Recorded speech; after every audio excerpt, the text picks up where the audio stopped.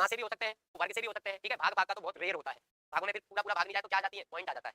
क्या है वो नियम, मैं कुछ नियम आपको, मैं एक सीधी श्रृंखला ही ले लेती हूं, तो लगातार पदों पे नियम चलेगा फिर तो। जैसे मान लो मैं आपसे कहूँ 6 जोड़ दिया मैंने, यानी यहाँ जो संख्या है उसमें 6 जोड़ के यहाँ लिख दी, फिर यहाँ जो संख्या है उसमें 7 जोड़ के, यहाँ जो संख्या है उसमें 8 जोड़ के, यहाँ जो संख्या है उसमें 9 जोड़ के लिख दिया, यहाँ जो संख्या है उसमें 10 जोड़ के। इस तरीके का अगर कोई नियम आता है, उससे कोई श्रृंखला पूछता है, एनीवन हर एक स्टूडेंट करके आ जाता है, नहीं करना, देख लो इतना जोड़ के लिखा, इतना जोड़ के लिखा, सीधा सीधा नियम मिल गया। ऐसा सवाल तो हर कोई करके आ जाता है। इस नियम को हम बोलते हैं गिनती का नियम। गिनती जोड़ दी सीधी सीधी, गिनती ऐड कर दी।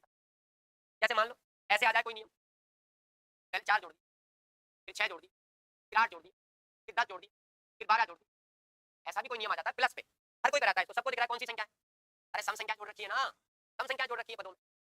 मान लो ऐसा आ जाए 7 जोड़ दिया, 9 जोड़ दिया, या मैं 1 से ही शुरू कर दूंगी बाबा, 1 जोड़ दिया, 3 जोड़ दिया, 5 जोड़ दिया, 7 जोड़ दिया, और क्या जोड़ दिया 9। कौन सी संख्या ऐड कर दी, विषम संख्या। मान लो ऐसा करते साहब, 1 जोड़ दिया, 2 जोड़ दिया, 4 जोड़ दिया, 8 जोड़ दिया, 16 जोड़ दिया, मतलब क्या है, दुगना करते जा रहे हैं। तो संख्या में जोड़ रहा हूँ ना, तो दुगनी होकर जुड़ रही है। पहले 1 जोड़ा, 1 का दुगना 2 जोड़ दिया, फिर 2 का दुगना 4 करके जोड़ दिया, 4 का दुगना 8 करके जोड़ दिया, 8 का दुगना 16 करके जोड़। और देखो जैसे मैंने कहा 3 जोड़ दिया, 6 जोड़ दिया, 9 जोड़ दिया, 12 जोड़ दिया, 15 जोड़ दिया, यानी पहाड़ा भी जोड़ सकता है। इसका पहाड़ा है 3 का। अब ऐसा मत सोच के बोल जाना कि 3 का ही पहाड़ा जोड़ेगा हमेशा, किसी भी संख्या का पहाड़ा ले सकता है वो, है नहीं। इसके बाद अगर हम बात करें, अब दो जो नियम आ रहे हैं वो वेरी वेरी इंपॉर्टेंट है। अगर रेलवे का पेपर हुआ, 90 पेपर बने, तो 40 पेपरों में इसी नियम से क्वेश्चन मिलेगा आपको। और समझ जाओ वो कौन सी इंपॉर्टेंट संख्या है, अभाज्य और भाज्य।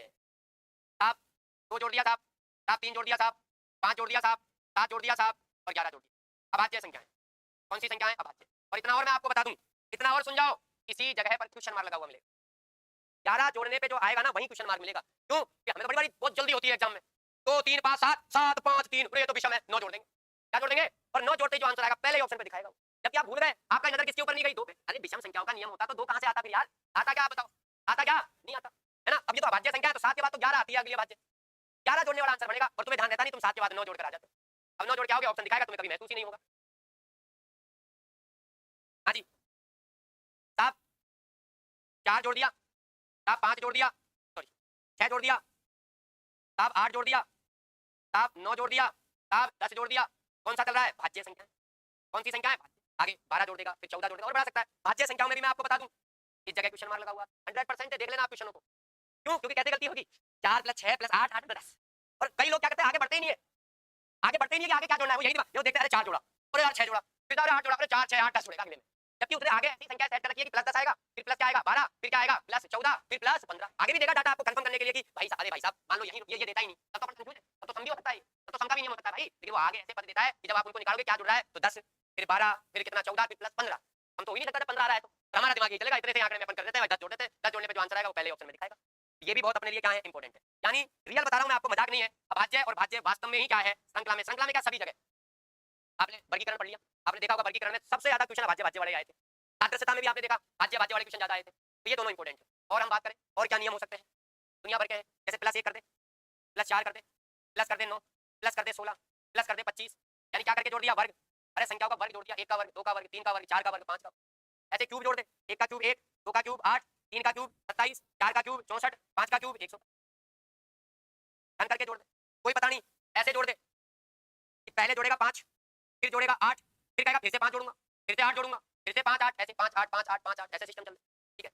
या ऐसे कर दे, पहले जोड़ेगा, बोले पहले तो मैं 3 जोड़ूंगा, फिर कहेगा मैं फिर 7 घटा दूंगा, फिर 3 जोड़ूंगा, फिर 7 घटा दूंगा, फिर 3 जोड़ूंगा, ऐसे कर दे। अब इनके कोई नाम नहीं है, इनके कोई नाम दे दूं मैं। और एक और इंपॉर्टेंट है, वो ये है कि जैसे पहले 3 जोड़ दिया, फिर 3.5, फिर 4, फिर 4.5, फिर 5, इसको कहते हैं 0.5 की वृद्धि।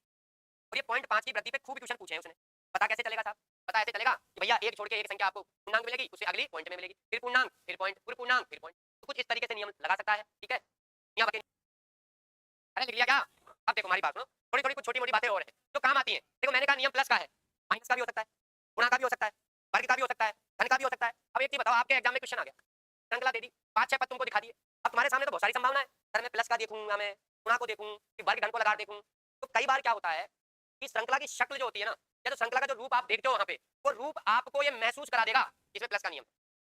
अब इतना महसूस हो गया तो बाकी में तो दिमाग लगाएंगे नहीं अपन, श्रृंखला के पद आपको ये महसूस करा देंगे कि यार इसमें तो गुणा का नियम चल रहा है, तो फिर आप प्लस माइनस में अपना टाइम क्यों खराब करोगे? आप गुणा की कुछ लगा के देखना। मान लीजिए श्रृंखला ने तुम्हें बता दिया, बोले ओए मेरे अंदर घन का नियम चल रहा है, तो तुम क्यों प्लस का नियम देखोगे, क्यों माइनस का देखोगे, क्यों गुणा का देखोगे? तो श्रृंखला, ऐसा मैं कह रहा हूँ हर जगह संभव नहीं है, बट कुछ कुछ जगह ऐसा हो जाता है। तो ये कैसे मालूम चलेगा? तो ध्यान से सुनो। यदि किसी श्रृंखला में लिखे हुए पद धीरे धीरे धीरे धीरे बढ़ रहे हैं या धीरे धीरे धीरे धीरे घट रहे हैं, पक्की बात है प्लस या माइनस का नहीं। यार हौले हौले बढ़ रहे हैं तो यानी धीरे धीरे छोटी छोटी संख्याएं जुड़ रही होंगी और बढ़ने की जगह घट रही होगी, तो माइनस हो रहा होगा। तो यदि किसी श्रृंखला में लिखे हुए पद धीरे धीरे धीरे बढ़ रहे हो, हौले हौले बढ़ रहे हो, हाँ स्लोली स्लोली बोल लो, तो उसमें प्लस का नियम होता है, और धीमे धीमे से घट रहे हो तो माइनस का नियम होता है। अब सुनिएगा, अगली फसल आपके सामने लिखी है और आपने महसूस किया कि शुरू के 2 और 3 पद तो धीरे से बढ़े और फिर एकदम क्या आ गई तेजी। शुरू के 2 या 3 पद तो धीरे धीरे बढ़े, देख लिया आपने 1 3 है साहब 9, और फिर एकदम आ गया भाई साहब 25, तेजी से बढ़ने लगे। 100% गुणा का नियम होता है।